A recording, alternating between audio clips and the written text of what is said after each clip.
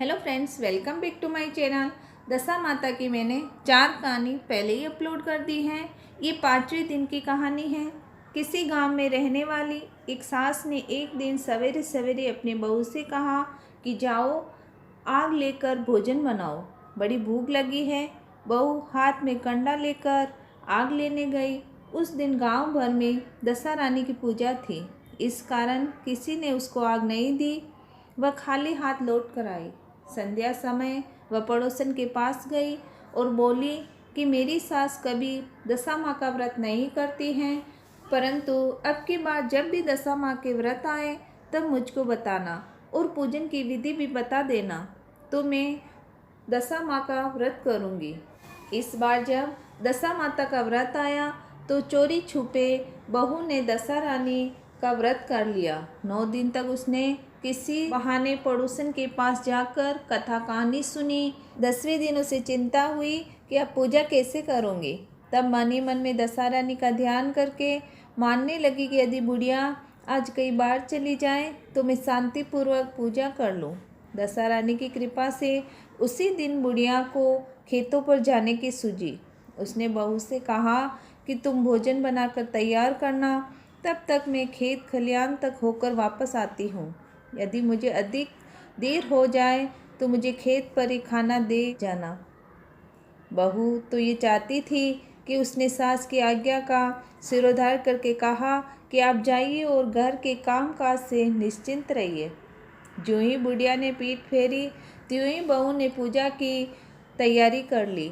उसने स्नान करके विधिवत दशा रानी की पूजा की।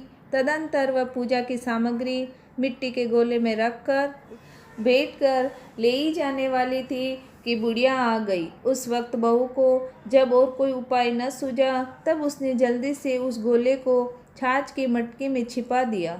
उसने सोचा कि जब बुढ़िया फिर कहीं बाहर जाएगी तब गोला मटके में से निकाल कर गिरा आऊँगी। बुढ़िया ने आते ही बहू की खबर ली। उसने पूछा कि तू मेरे खाने को क्यों नहीं लेके आई, अब तक क्या कर रही हो।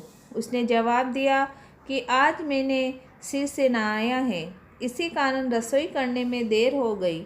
मैं थाल परोसती हूँ, भोजन कीजिए। बुढ़िया का गुस्सा शांत हुआ। वह पैर धोकर चौकी में बैठी ही थी कि उसका लड़का भी आ गया। वह भी माता के साथ भोजन करने बैठ गया। बुढ़िया भोजन करके उठना ही चाहती थी कि लड़का बोला, मुझे तो छाछ चाहिए। बुढ़िया ने बहू से कहा, उठ छाछ दे दो।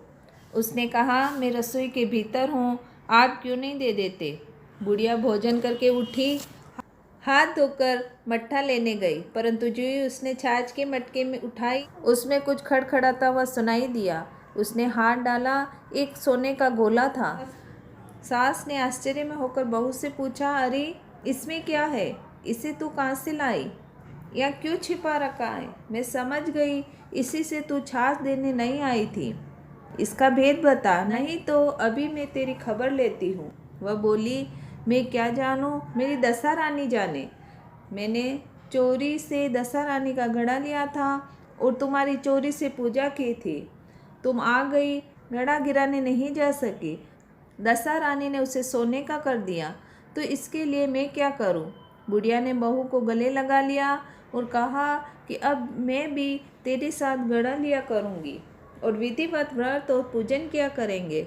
हे दशा रानी, जैसे तुमको मुझको दिया वैसे इन सब भक्तों को दिया करो। बोलो दशा रानी की जय।